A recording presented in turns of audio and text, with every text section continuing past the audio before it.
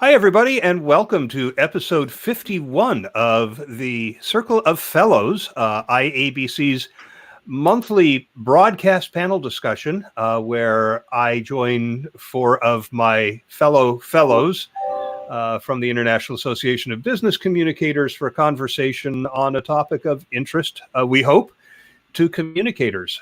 We have a great topic this month. It is all about cybersecurity, cyber attacks, and the role communications, both internal and external, can play in, one, preventing cyber attacks, two, in preparing organizations for them, and three, handling them when they arise. We have a great panel with us today, and I'm going to ask them each to introduce themselves. First, I will introduce myself. I'm Shel Holtz. I am a fellow, and I am also director of internal communications at WebCore, which is a commercial general contractor in California, headquartered in San Francisco, where I work. And I will moderate the panel that includes the following, starting with you, Martha. Hi, I'm so happy to be here. I'm a newly minted fellow from June of this year.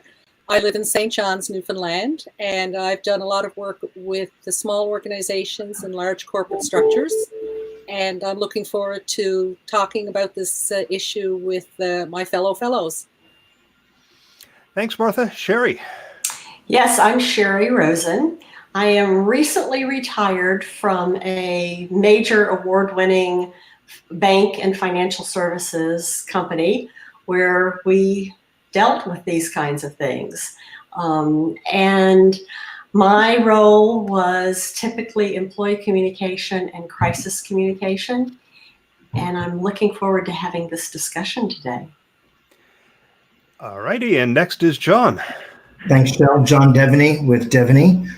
We are a consulting firm, and crisis is one of our key service areas. And I'm excited about the conversation as well. And Sherry, congratulations on your retirement. Thank you. We'll see how long it lasts. Yeah, you were telling me you're already being called for help by other organizations. And Priya. Hello, everyone. It's Priya Bates from Inner Strength Communication based in Toronto, Ontario, Canada. And I'm really thrilled to be here today. Our agency focuses on employee communication, employee engagement, and internal communication. So I look forward to taking that focus during this conversation today. Terrific. And nice to have two Canadians representing the Great North on the panel today. So let's start with sort of a general overview of the issue of cyber attacks, as the title of the session puts it, or cybersecurity. It is big in the news over the last couple of years. It has become more common. It's become obvious that a lot of organizations are unprepared for this. Even many who think they're prepared tout their cybersecurity measures and then get nailed. How big an issue is the fact that it is so prominent in people's minds right now? Does that make a difference in how organizations should be considering their communication responsibilities when it comes to this? I think so. To me, having worked in health promotion and public health for 10 years, the idea of early intervention and prevention was very top of mind. And I think that we have ready ground here to open that conversation and say to people, this is happening more often. Are we prepared? Can we withstand such an attack? How will we communicate if one of our channels or several of our channels are subject to sabotage or limited in terms of access? So I think that being able to talk to people, they're much more receptive compared to, let's say, when we started talking about Y2K in the couple of years before 2000, it was not quite real. But as we got closer and more people talked about it, more people started realizing the value and importance of being prepared and identifying what they need to do in order to withstand a collapse of their system. And I'd agree with Martha that it's more personal now, right? This is about my privacy. This is about my security. It's about my role in terms of protecting the information that's out there. So I think that people are aware because they understand it personally in terms of protection, but they also are ready to talk about it from an organizational perspective as well. One of the things that you see when a company is struck with one of these attacks is third-party media outlets will say, here's how to find out if you've been affected. Right. Absolutely. So you're right. I think the fact is that it has become more personal. I think when it first happened, it was surprise that this can even happen. But now it's, what does this mean to me? And I And think the third party folks trying to help out sometimes are not helping out. They are part of the scam as well. So one of the things that we have to pay attention to is the fact that cybersecurity is run by a network of criminals. It's not just one-off people saying, I'm going to try to sneak into a site or hack through to a site. It's really very formalized, and they know what they're doing. And I'll say one of the things that to be prepared is really crucial. As Priya said, and I thought it was important that organizations and individuals are prepared to respond when that happens. I'll tell you one of the things that we do with clients is we do an exposure audit.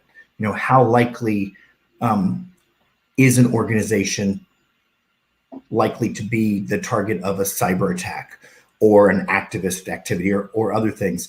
Do some research against that, and also test how their current systems and processes allow them to be prepared, and then work to help them prepare and improve and be ready for those sort of things. I can give you two examples of that, John. I do agree with that. On the employee side, one of the things that I was involved in was offering talking points to employees just ahead of time before anything was happening, because what we were finding is that the speed of delivery of information about a breach or a potential breach or some sort of cybersecurity incident took about as long as it takes for someone to type a tweet into Twitter for customers to know about it. And customers would start calling or visiting with employees and saying, oh my gosh, what's going on here? What's happening? Before we could even get information to them necessarily. So we did communication advance, giving them talking points that were general, but reinforced our values and reinforced the importance of privacy. And even though I don't know about this one in particular, I can tell you that we're doing the right thing for you. So I think that that's really important. And I think that it works on the customer side as well.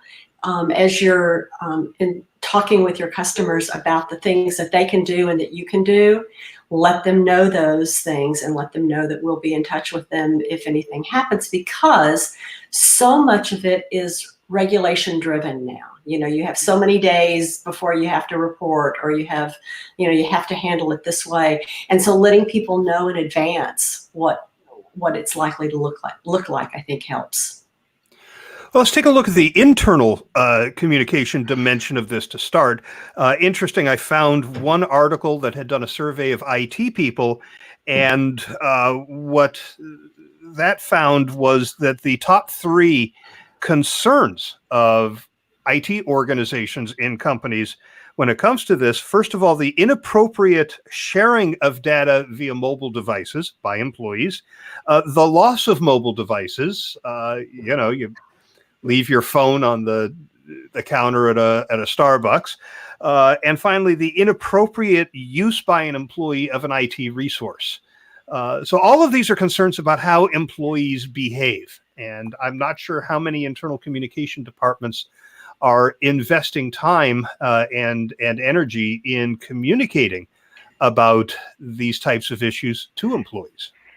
And it's really about that partnership with IT, and IT realizing that they need to partner with communication experts to be out there providing the information in a way that it actually impacts behavior. Because ultimately, what we're trying to do is create the safe internet citizens out there.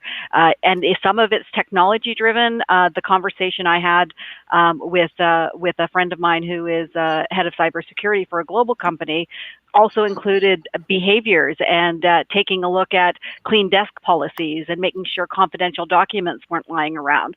So it was like that whole holistic program that really helped people protect information and protect the privacy of customers and themselves. One of the things that helps to do that, Priya, I agree with what you're saying, is to really make it personal. And unfortunately, we had an opportunity to make it really personal. The head of IT operations at the company left his cell phone on the table at a restaurant and walked about 2 blocks and turned around and went back, and it was gone. And one of the values of building relationships with IT is to help him understand that if he would let us tell his story, it would really help employees understand. They'll pay attention to a real example where they might not with just, here are good things to do. So he told the story about how everybody had just laid their cell phones down on the table, and his was black and the table was black. And when he got up, he didn't really see it. But he did know what to do at that point. I mean, obviously because of his situation. So he was talking about what to do if something like this happens to you. And the fact that he was not punished for that in a very evident way, I think gives confidence to employees that it's like, okay, I don't have to be secretive about this. I need to pay attention and I need to do the right thing because my company supports me. It's the idea of creating the safety culture where you identify what's a good catch and how to model positive behavior and positive reinforcement. I mean, one of the things that I remember from being a very little girl is your famous campaign from the US on fighting forest fires and Smokey the Bear.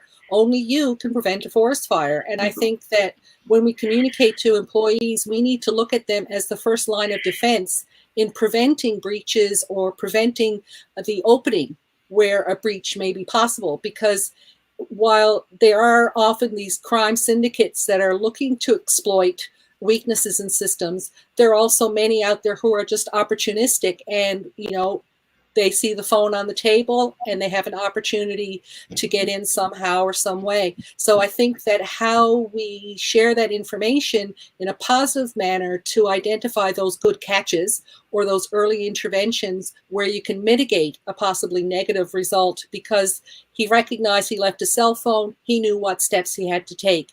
Here's a handy little card for you to remember. We don't want you to be toting around useful information, sensitive information on jump drives or laptops, how you keep them secure, your tablets. But if you should happen to lose it because you're in transit, because you need to take that information, here's what you can do to reduce the negative impact.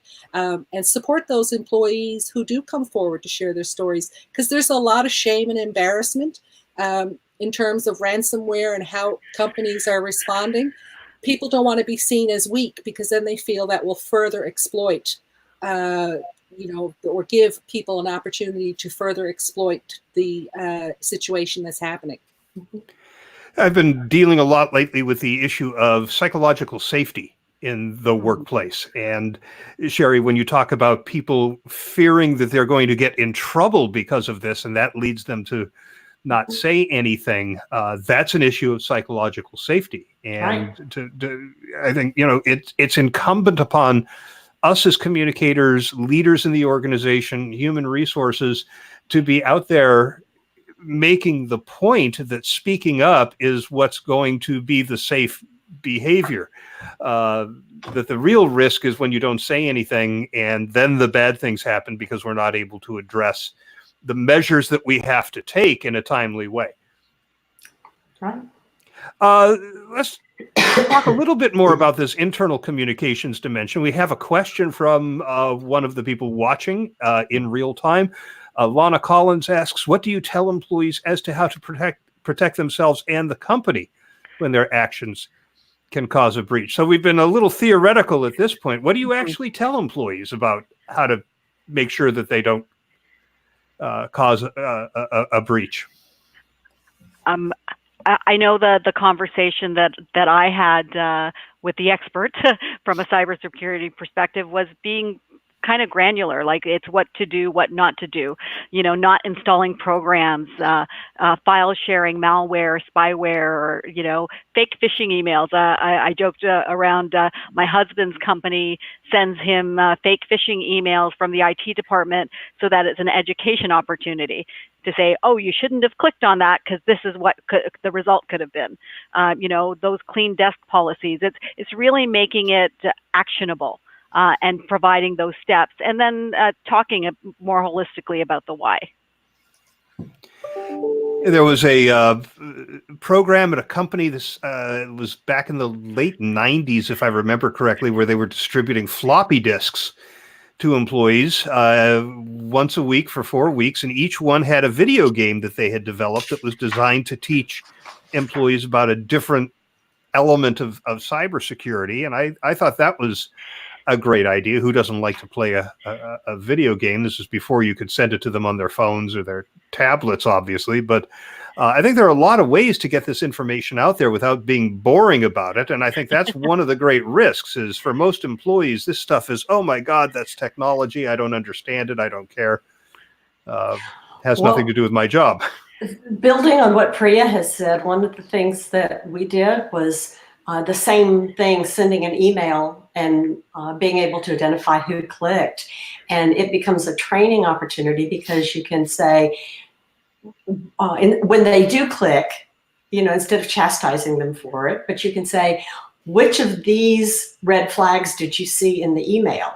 Was it one letter was off in the address? Was it a sense of urgency? Was it an attachment or a link? What were the things that you might have stopped and slowed down a little bit before you went further? But we did the test in a variety of different ways, and the two that confused people most were emails from somebody, supposedly a friend, who said, I saw your video and email. What really happened? And so obviously they're going to click through on the link to see what is this video of them on YouTube or Facebook or whatever it is. And then the other one was during holiday time, a friend has sent you a greeting card. Click here to receive it, because that's how it really does work. But you can still see the red flags in those.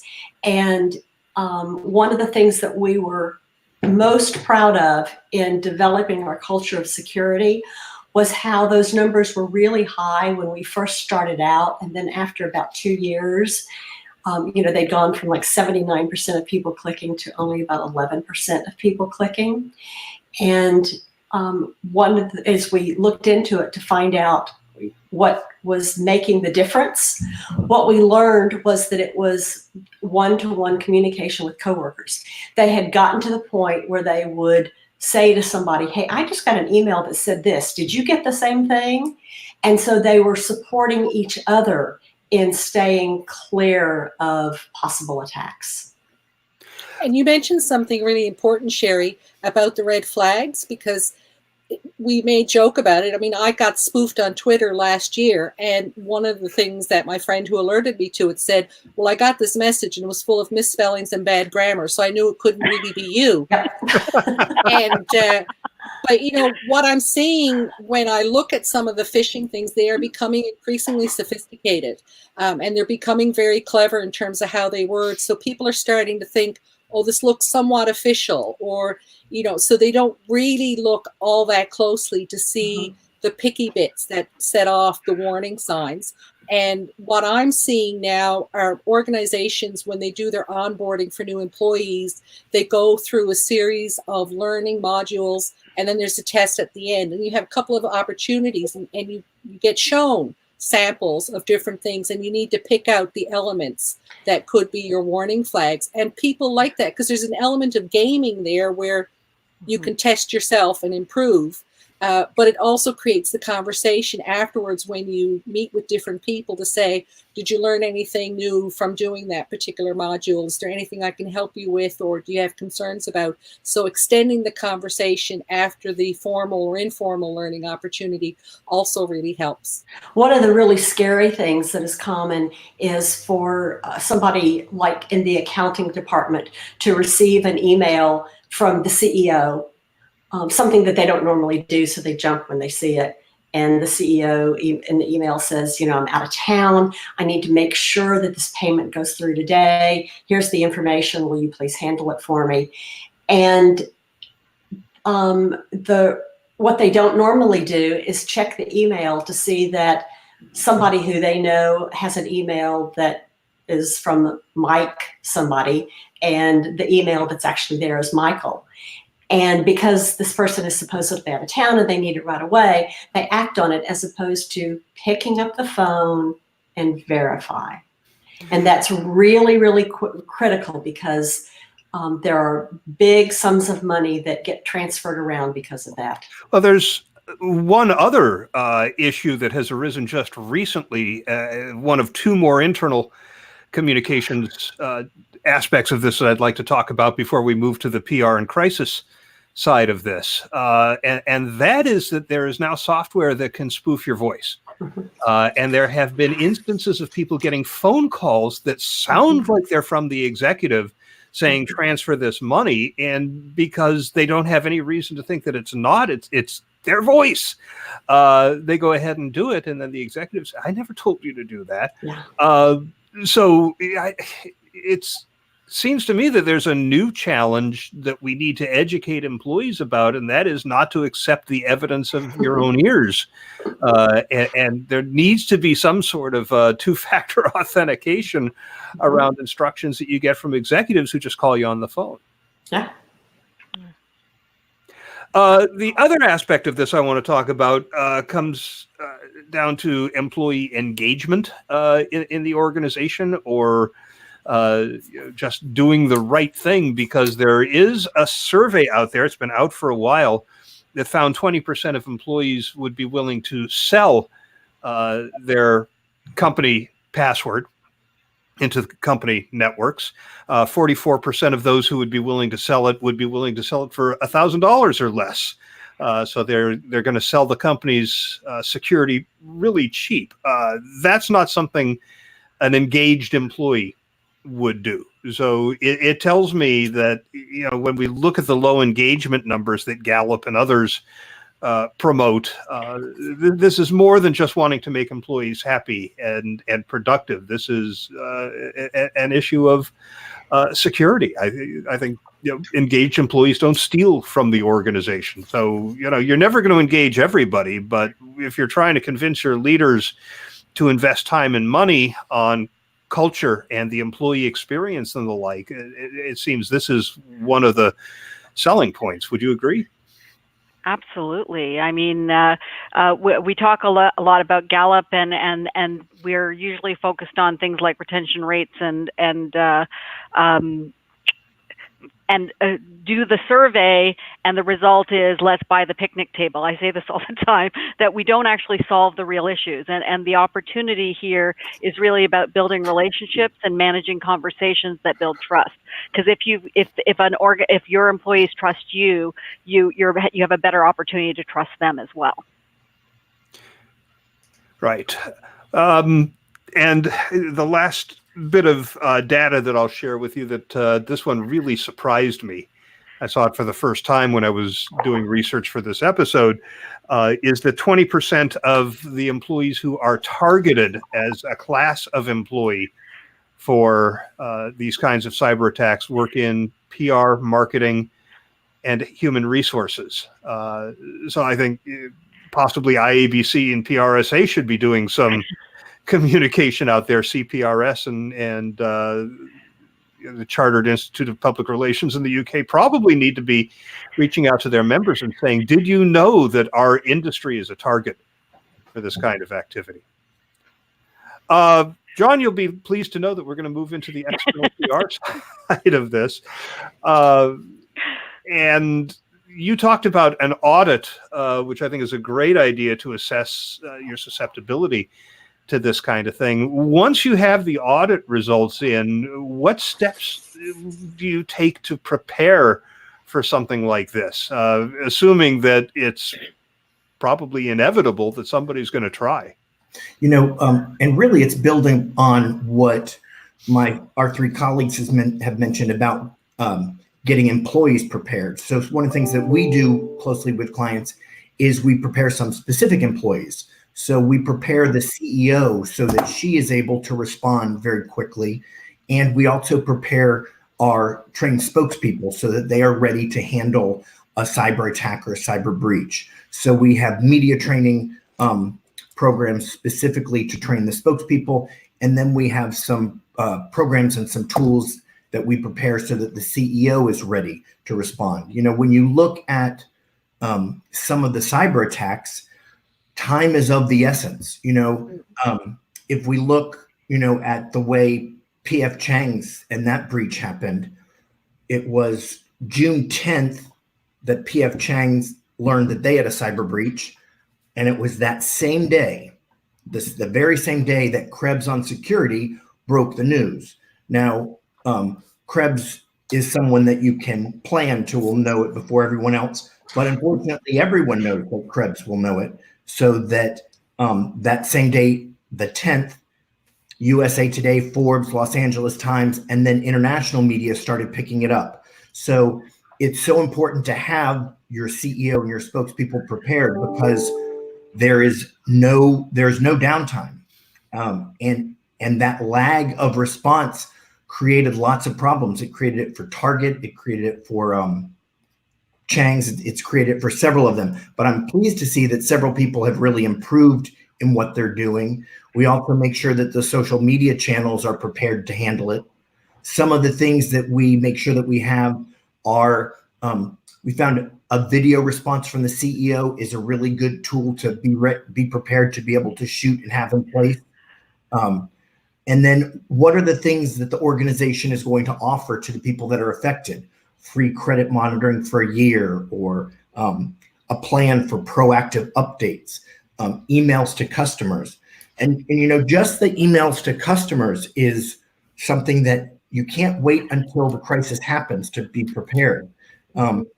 There are lots of resources and companies that can help you get that information out to the people that need it, because it's crucial that you're in a position to act quickly, to make sure that you are showcasing that you're proactive, that you're transparent, that you're prepared for such a challenge and such a crisis. Yeah, I like the idea of the video. I know Gary Vaynerchuk, I believe, his organization was breached, and he immediately got on his phone and shot a very informal video and had it up there almost immediately, talking about it. And I read a really good crisis book called Crisis Ready by Melissa Agnes, another Canadian. I believe she's in Montreal. And one of the things that she pointed out is, because cybersecurity is a relatively new issue in the world of crisis communication, organizations haven't figured out how you determine that a breach has risen to the level of a crisis and who makes that call. How would you go about getting an organization to that point where they know how to deal with this and they know when it's a crisis and when they kick their crisis apparatus into gear? I would actually suggest that, given how quickly cyber issues can move, that you should be operating in crisis mode as soon as you detect a breach or an attack or a denial of service on your system, because you have to do control of so many areas in terms of sharing information. I don't know if, in terms of other crises that I've participated in, that I've seen that, they start to burn, there's a smoldering period, and then it's just a tsunami effect of where everything goes to heck in a handbasket. To me, the issues around cybersecurity, where there's so many interconnected parts, you can't really wait to see what's going to happen, because people today, as Priya mentioned earlier, the personal attachment to your private information and what that might expose you to puts fear in people. I mean, every day I read stories in the media about, I did this transfer and didn't go to the person. Now I'm out $3,000 and the bank won't cover me.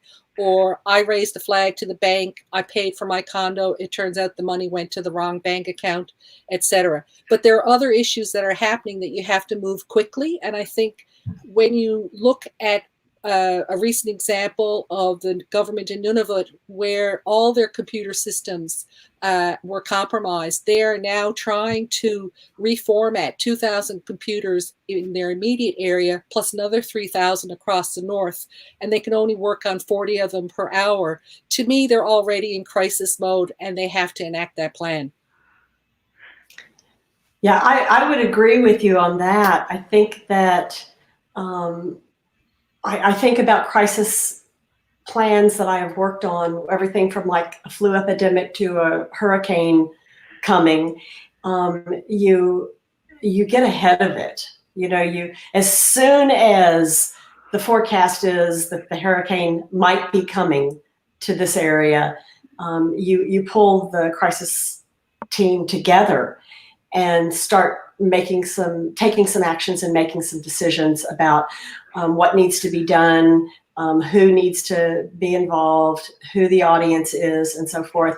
And as it gets closer, you will up it to the next level, and it gets closer again, you'll up it to the next level. So I think your question, Shell, is who elevates it to the point of being a crisis?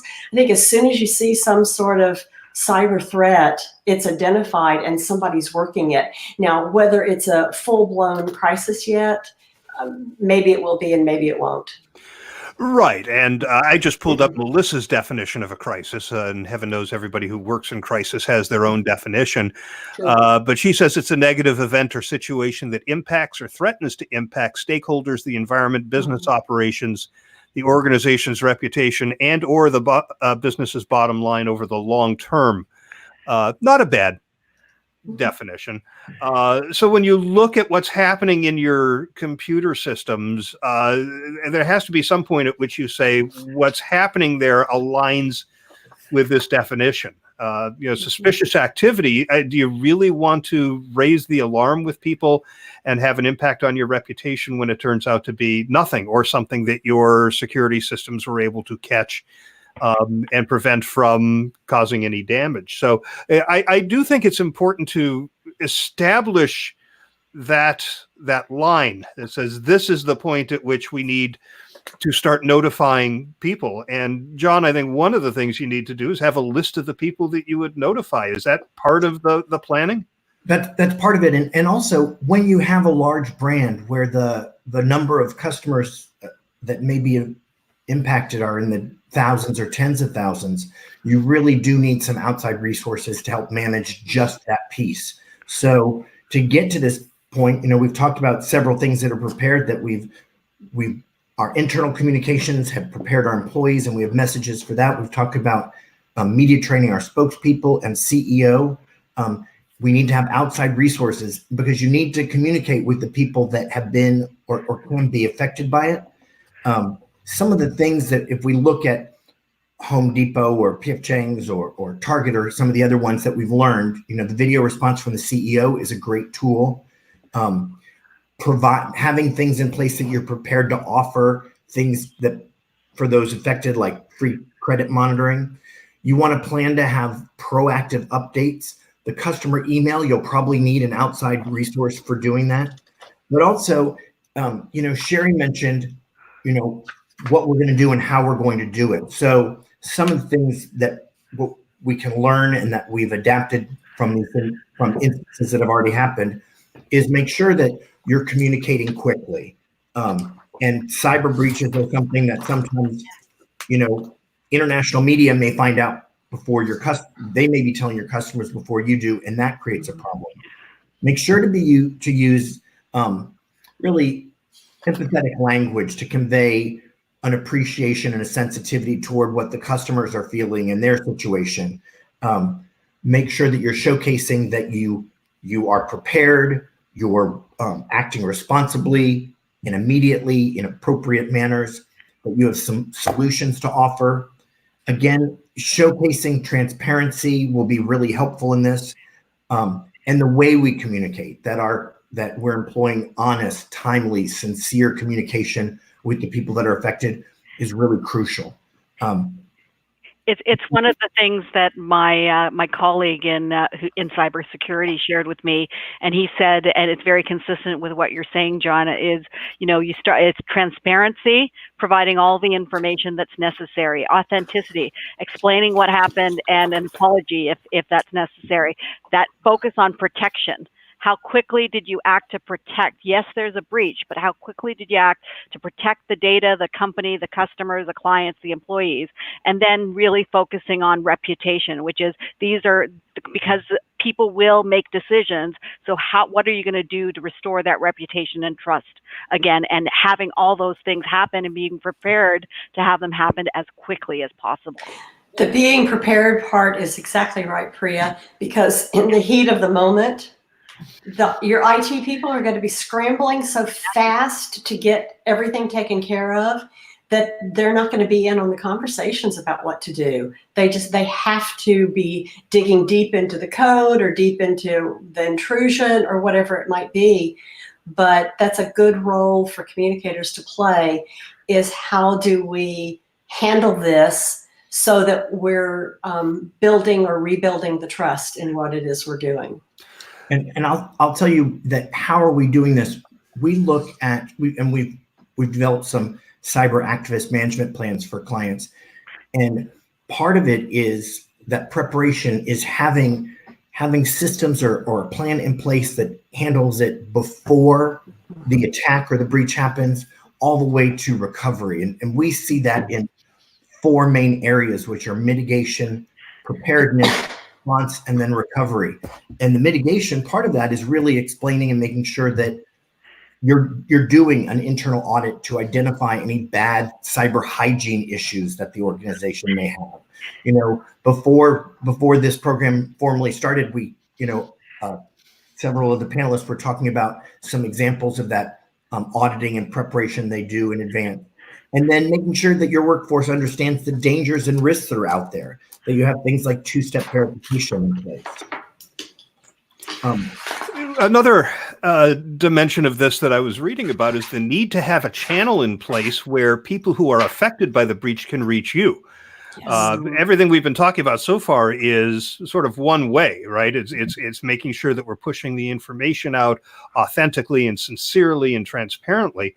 But there are going to be freaked out people out there who want to reach you, and having that system in place is important, and that depends to some degree on knowing who those people are and what kinds of channels they're going to have access to.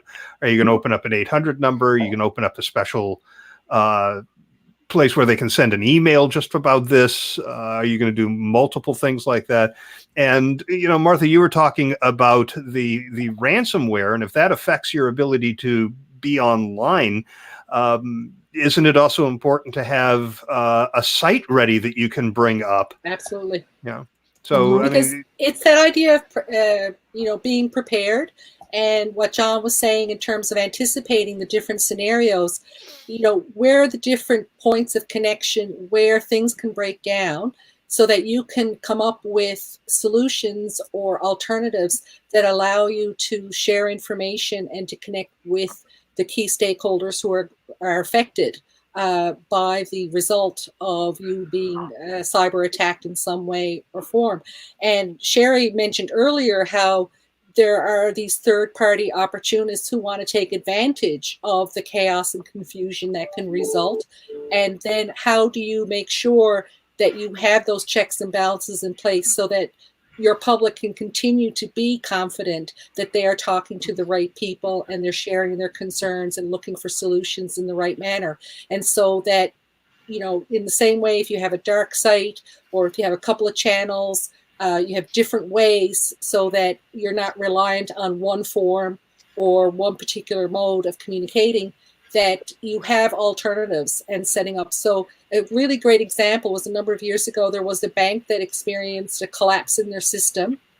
I was working with an organization where employees had just come back from a 4-week strike, And all of a sudden, all of those people who signed up for automatic deposit of their paychecks weren't getting their pay because the bank had the problem. It wasn't our problem, it was the bank's problem. But we had employees who didn't have pay for 4 weeks and now weren't going to get their first paycheck. So we had to look for an old school solution. Was we set up pay stations where people actually got, and we had checks and balances in place. You know, people had to sign for it. We had it tied up to their employee number and so on. But you have to anticipate so that you can have those processes in place. But if you don't anticipate because you're not having the conversation, or you think I'm too small, or that's not going to happen to me, or I'm just a system and I'm relying on company X to protect me because I've contracted out my IT services. We all have to take that proactive approach. Sometimes I think I'm the Debbie Downer when I talk to organizations because I look for all the poor outcomes that could result. But if you don't put it on the table, we can't start talking about it and dealing with it realistically. You mentioned the dark site shell, and I think that one of the things to consider is, unfortunately, the problems with systems being affected by some sort of cyber attack is all too common, whether it's ransomware or something else, that I think people are a little bit more knowledgeable about it. Customers and general public are not more knowledgeable about it. So what if somebody goes to your website and it's not working? And it has nothing to do with a breach or an attack. It's just that the systems are slow because sometimes the systems are slow. And I think that that's another reason to look at a dark site that says, we apologize, our systems are slow. Everything is fine. We're working on it. We'll get it back. And that sort of keeps the trust going, that you're willing to communicate that it's not anything that's serious, but at the same time, you can offer ways for people to get in touch with you. I want to come back to the external, the PR and crisis side of this, but we have a question from a member of the audience. This is Bill Spaniel from Los Angeles. Are there cybersecurity dangers with employees leaving an organization? Whether they're a key employee, for example, from the C-suite or entry level, how do you ensure that they not use their knowledge to breach your security once they leave the organization? Anybody want to tackle that one? Tackle that one. I mean, it starts from the first day the employee enters your organization. We start with codes of ethics and codes of conduct, so people understand what what their responsibility is with the information and the tools that an organization uses. It starts with BYOD. Bring your own device policies, because people are using their own devices, and what are the rules? It's also acting on, if people break the rules, how do you act on that so people know what good looks like and what bad looks like, and then having been part of communicating a lot of reorganizations, ensuring that that information is tightened up and access is tightened up as soon as someone leaves an organization. So it's really thinking of that employee life cycle and being able to map that out and help people understand what their responsibilities are. Yeah, I think there are times that it can seem pretty cold the way an organization acts, but I've heard tales, for example, of the person who had the keys to the Twitter account being laid off and taking to Twitter to complain about it and talk about what was happening in the organization that they considered confidential. So these are the kinds of plans that you need to make in advance. If you're laying off the person with the keys to the Twitter account, you need to revoke those credentials as they're being told, not, a day or two later, or not think about it. One of the things that I really enjoyed working on with several clients and employers too is really tying that code of conduct to the values of the company, right? I think people want a purpose. They want to connect to that company. And we really created a values-based code of conduct that really talked about not only what the company stood for, but what they themselves stood for as parts of that company. And it's a different conversation that we're driving and a different relationship that we're driving with that type of content versus thou shalt and the legalese that seems to exist in a lot of codes of conduct. And some of this can be built into the technology. So the technology can be on the lookout for the kinds of things that might follow up from somebody leaving. Absolutely. The same way that we have onboarding processes now in organizations, I'm seeing more HR groups in smaller groups, in particular small organizations and medium-sized ones, actually looking critically at how people leave an organization. Sometimes it's a retirement, or someone has identified a new opportunity. Other times it's not as a pleasant an experience. Someone has to go. It's a layoff for financial reasons, or it's a performance issue. But regardless of the manner in which people leave, you can still create a humane process that protects that individual as well as the organization. And I think sometimes we're afraid to put that on the table because we want to protect some relationships, or we don't want to get in an uncomfortable conversation. But literally, it is the keys to the kingdom, as you identified, Shell. And too often, those keys are just left lying around. And it may be months before someone says, oh, hey, how do we get into our Twitter account? And then they say, oh, yeah, so-and-so had the password. And then you realize that so-and-so has actually moved on. The password's been changed and no one can get in.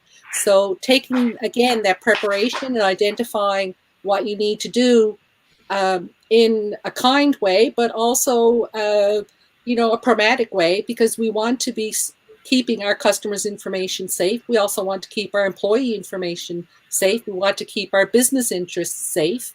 So we have to take those steps to locking things down. But you can still do that in a positive way that is transparent and shows people that you are being a responsible organization in managing and protecting key information.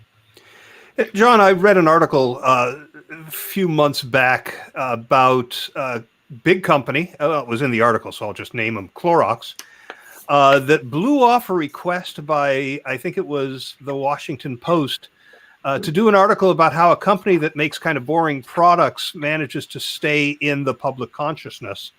So it was a good opportunity to get into this article, that they do great marketing. And Clorox's response was, we're all kind of busy, thanks, and we don't really need the Washington Post because we have Twitter and Facebook and our ability to publish our own content these days. Seems to me that if you're facing something like a cyber breach and you need the media to help tell your story, it's a good idea to have a good relationship with them. And just because you have the ability to do content marketing on your own is not an excuse to not build those good relationships with the press. Right. And I think what's the old yarn about it's don't pick a fight with people that buy their ink by the barrel. Regardless of an organization's ability to reach their constituencies, whether they're employees or customers through other channels, media relations is always going to be an important part of it. If nothing else, they've got reach and credibility that even our social channels and shared channels aren't going to be able to match. So it seems so absolutely media relations, especially in times of crisis, is going to be crucial.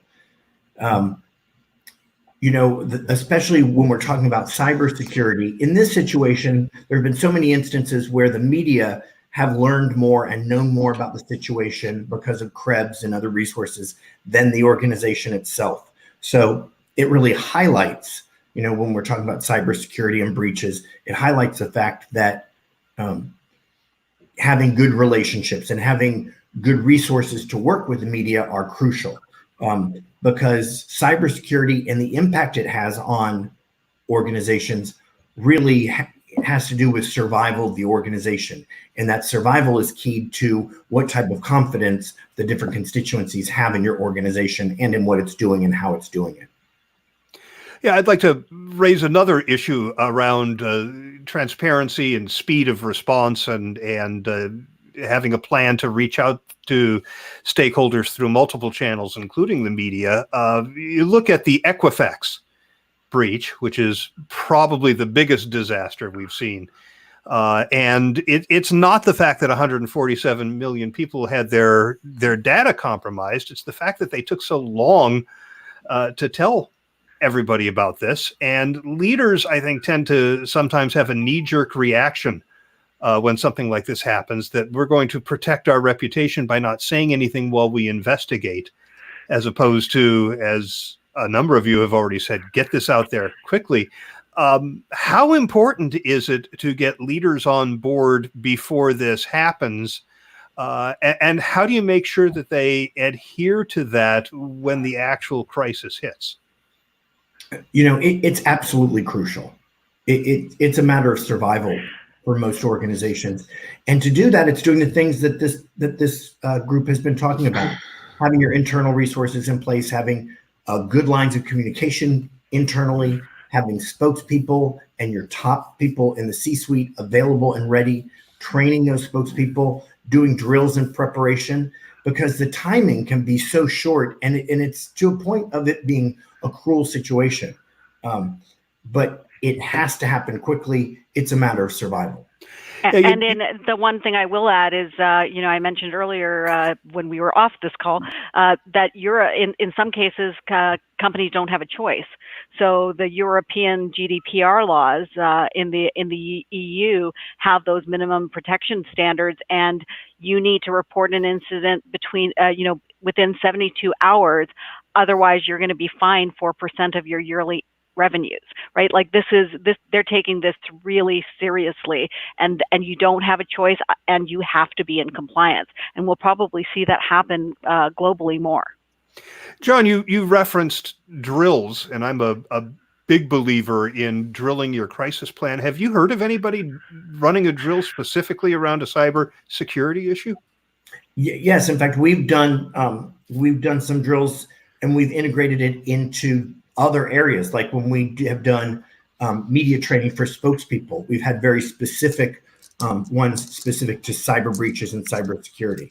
So I would say organizations recognize how that it's the future of crises. It's one of the things that we're going to see more and more of.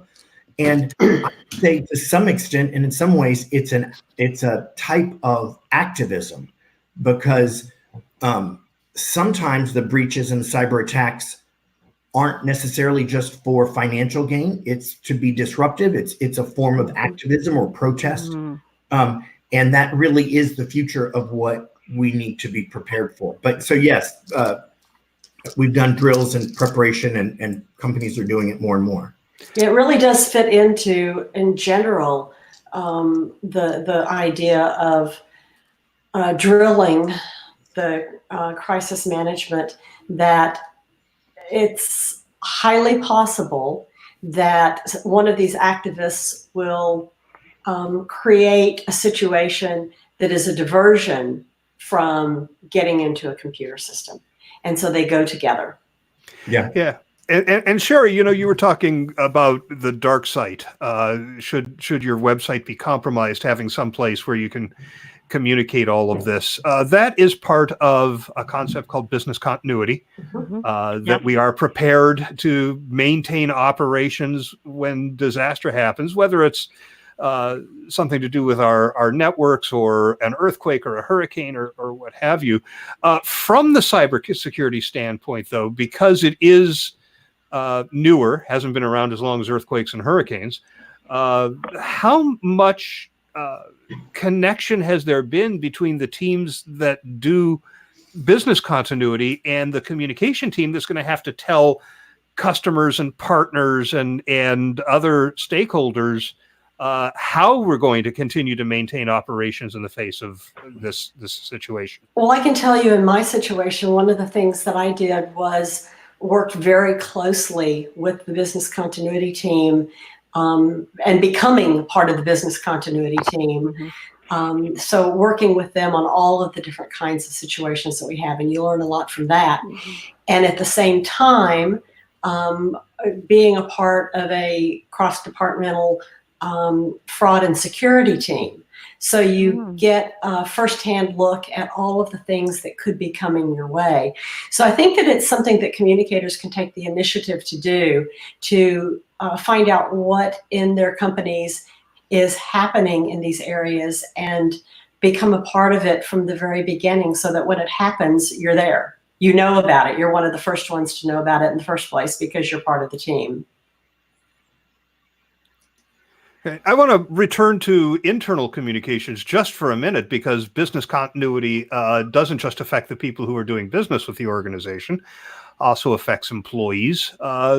Do organizations, and Priya, you work internal communications, do organizations have plans within the internal communication function to get the word out to employees about what to do should we run into this type of situation?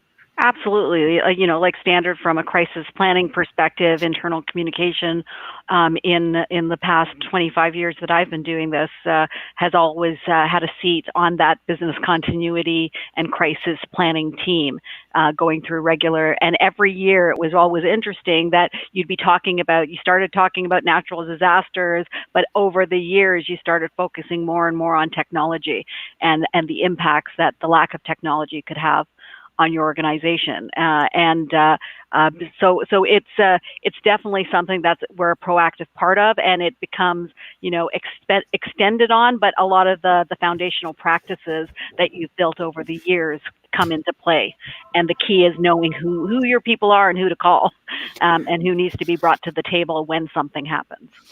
And what about getting information out to employees so they know what to tell customers who call them? I mean, certainly the customer service department is going to be flooded. They need to know what to say, but my next door neighbor may ask me about this after reading about it in the paper, hearing about it in the news. Well, be it a positive thing or a negative thing, your employee is always the face of your company. And I think that in the same way that you want them to support your company in good times, you want them to be able to share information that will help you overcome the bad times. So that openness and transparency, even if it's to say, you know what, neighbor, I don't know exactly what's happening, but I'm going to ask because the last update I got was from yesterday. So that people have a script, if you will, but at least they know what's happening, and what other channels that you can use to share that information. Because if people start to feel that people don't have information inside the company, they may not trust what comes from the executive levels or the board levels of that same organization. John, one issue that we haven't talked about from the external side, sort of one of the fundamentals of crisis communication, in order to return the organization to a position of being trusted, is talking about what we're going to do to make sure that this never happens again. How does an organization go about getting across the steps that we're taking to prevent a repeat of this situation? Great question, Sheldon. I'll tell you, the cyber activist management plan that I mentioned earlier, there's mitigation, the things that you're doing in advance, like two-step verification, auditing. There's preparedness so that you have, and Sherry touched on this, you have a cyber activist response team that's in place. You have a rapid outreach for stakeholders and communication templates, to secure those social media best practices and channels. The third step is response, to mobilize when it's needed. But the fourth piece is recovery. So the elements of that are so important is a system of after action reports, where what are the things we've learned? What are immediate changes or enhancements that we've made or we're going to make? What are longer term initiatives that are important? And two of the elements that I think you're speaking to specifically is, how will an organization demonstrate the effectiveness of their response to the situation, what they've learned and what they're doing differently? And then the other piece is positive news coverage. So something that we've seen be very effective is getting media as a third party to look and say, this organization handled this fairly well, or they did what they could and now they're better prepared for it. So I think what's important is those two pieces together. The ability of the organization to demonstrate, this is how we responded, this is what we've learned, these are changes that we've made, and then also utilizing some third-party outside resources that can also give analysis to really build confidence in what the organization did, and that they're going to be even better, faster, stronger moving forward. Great. And that takes us to about a minute left in our broadcast. I want to thank all of you out there in YouTube land for watching. I want to thank the panel. It's been a fun conversation, but I also want to let everybody know what is coming up next month on December 19th. These are always on the third Thursday of the month. Our topic is the mutual benefits of being an effective advisor and coach. Should be an interesting conversation with Amanda Hamilton Atwell, Jim Lukaszewski, Jim Schaefer. Always fun to have two Jims on the show because I can't just say Jim, and Angela Sinicus joining us for that one. So you can look forward to that in a month. And again, thanks to all of the panelists, Martha, Sherry, John, Priya. It's been great. Look forward to the next time we get a chance to talk. So until next month, everybody, thanks for watching. Thank you. Thank Thank you. you.